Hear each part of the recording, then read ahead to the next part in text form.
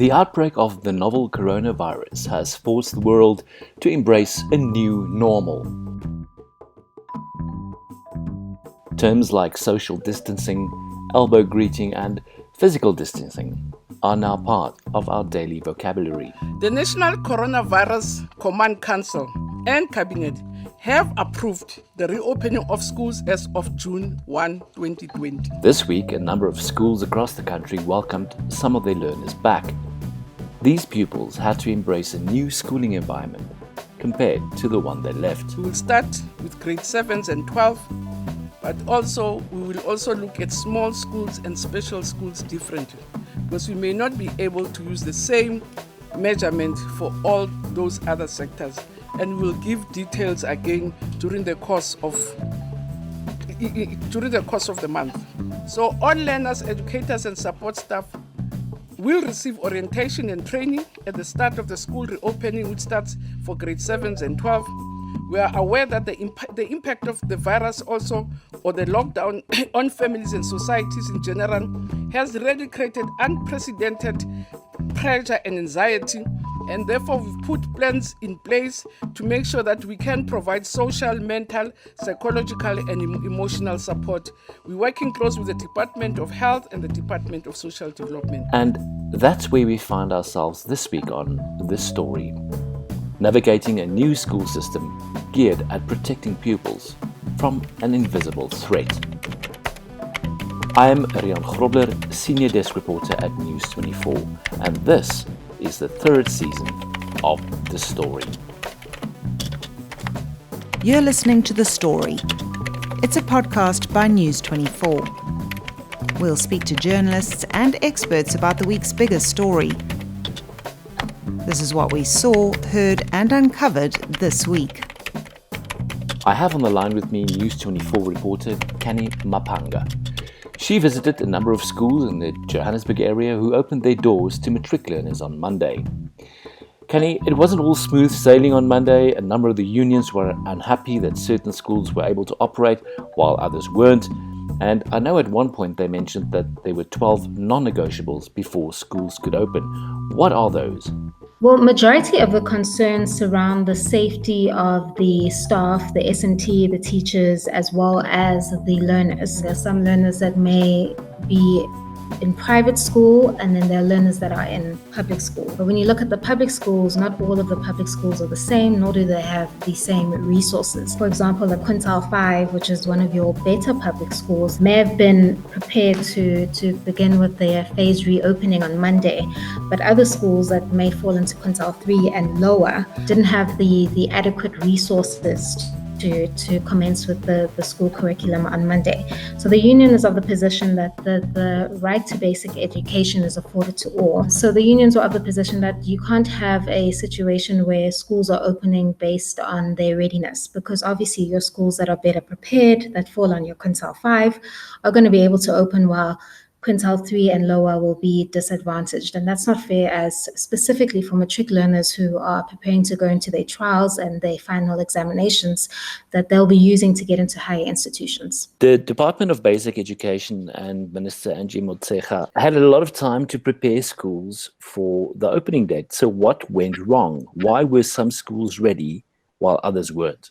Well, it's not really clear now as to why some were lacking, because the understanding prior was that PPEs were being delivered and the MECs were saying, these things are already there. But obviously it's clear that your Chapter 9s and some of these organizations and the SGBs and the unions and interested parties were getting feedback and report backs that this is not the case, that some schools do not have the necessary resources to continue with the phased reopening. So I'm not sure why some of the provinces didn't have the required resources, but the report back to interested parties was that some areas were lacking in PPE and the safety requirements that's needed for schools to reopen. This must have caused mass confusion, lots of people expecting to go back to school on Monday. Now it's been postponed for 1 week. Will this week be enough to get schools ready?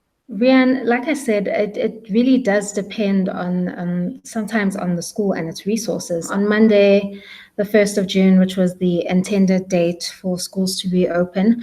Those were the directions that were issued out by the Minister of Basic Education.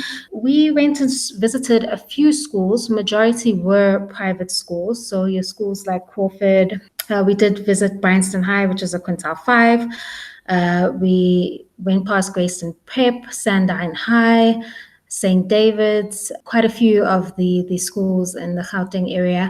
And it appears that some of the schools here, which majority are quintile 5, Bryanston High had welcomed its grade 12 learners back to school on the Monday, and they had started with the orientation. What we did witness there was they have quite a number of grade 12s, I think about 170. Maybe 20 opted to stay home, but majority were at school that day. They were dressed in regular clothing, your civvies. From what I saw, it appeared that learners were safe. But once again, we're talking about a quintile 5 school. It's a fee-paying school, a school with resources, and a great plan in place for learners to continue until they write their trials, as well as the examinations in December. So some of the schools in Gauteng, obviously the private schools and the higher quintile public schools, some of them were able to reopen. When going past Fourways High, I did see some cleaning staff, admin, preparing for the reopening of schools. No learners yet. We expect majority of the learners to return on the 8th, but some schools, particularly private schools, following the briefing on Monday, most of the private schools have started returning their learners to school this week. Kenny, if we look at the basic required safety protocols and guidelines that have been gazetted and sent to schools by the Department of Basic Education, once these measures are implemented at schools, will this become the new normal? Is this how we're going to see our kids go to school? Well, it appears as we're dealing with the pandemic right now, this is how schooling is going to be taking place. I don't know how schooling will be affected in the future, but we don't know how long this virus will be here for. We don't know when a vaccine will be out. So for now, the safety measures are that this is how school's going to change. Some learners won't be able to return to school. They're going to have to continue with their remote learning. Remember, some learners have underlying conditions. Some teachers at Bryanston High, those who are over 70, there's one with chronic asthma, I'm told by the principal, that will have to teach via live streaming instead of being in the classroom. So a lot of changes for learners, but it'll be quite interesting to see how this will affect the younger grades. Right now, we only have the grade 7s and 12s back at the schools. Obviously, in your more privileged schools, they're expecting other learners to return a bit sooner. I know Crawford wants the grade 11s to return by mid-June. So those are the dates they're looking at. But with the public schools, we don't really know how the phase plan is going to continue, as well as how it's going to affect schooling. Kenny, obviously the lockdown has caused a further divide between schools with more resources and schools that don't have those kind of resources. Some schools have been able to continue with learning using a variety of internet-based platforms and other methods, while other schools have had no access to their learners at all. There have been some calls to scrap the 2020 academic year for schools. What has been the feeling from all the role players around that? My understanding from the unions is that the academic year shouldn't necessarily be scrapped, but if you're going to continue with the academic year, it should benefit all, irrespective of their background or their privilege or their class or their race, etc. All learners should be afforded that basic right to education. I guess the approach this year would be that for the year to continue, but I mean, we don't know what's going to happen with the pandemic that we're dealing with right now. All we know right now is that the grade 7s and 12s have returned and they're trying to salvage this year. And we can only see as the phased reopening plan continues. The unions are still not happy. They have continuously asked for more consultation with the department and the minister, given all sorts of deadlines. and they will be meeting with the minister again on the 11th of June. Do you see schools reopening on the 8th as planned, or do you think there might be further delays based on the feedback from the unions? So they're calling for further consultations, but we know that the reopening will take place on the 8th of June. So it doesn't appear that the union is trying to stop that reopening. I see that they're trying to consult again with the minister on the 8th for their non-negotiables, so that all provinces can comply. So we'll only know next week as to what some of the outcomes of these consultations with the unions, the SGBs, and the minister will be. The last meeting that took place was on Saturday, and then that was followed by the postponement. So we will only know on the 11th of June when the further assessment takes place on whether the system is ready or not to move as a sector. Kenny, this must have been a really interesting story to cover, and it has been described as astounding confusion that was caused by the government's handling of this by the unions. What are your thoughts, having reported on this matter? Having reported on this matter, I mean, I understand it must have been a difficult position for all parties involved: government, SGBs, unions, parents, teachers, learners. I mean, there's a lot of anxiety, a lot of fear. We're dealing with a virus that nobody really knows. We don't know what it is, and we don't know when this will end. We don't know when there'll be a vaccine. So, parents and teachers and the relevant stakeholders, it's understandable the concerns that are taking place.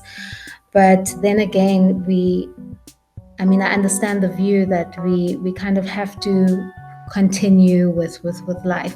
We need to find a way to continue with the things that we need to do while managing the virus. I mean, luckily for us, we've been able to, majority of the time for myself, I've been able to work from home and only needing to go out, in extreme circumstances like this, where, you need to see how the schools are doing and whether they've reopened or not.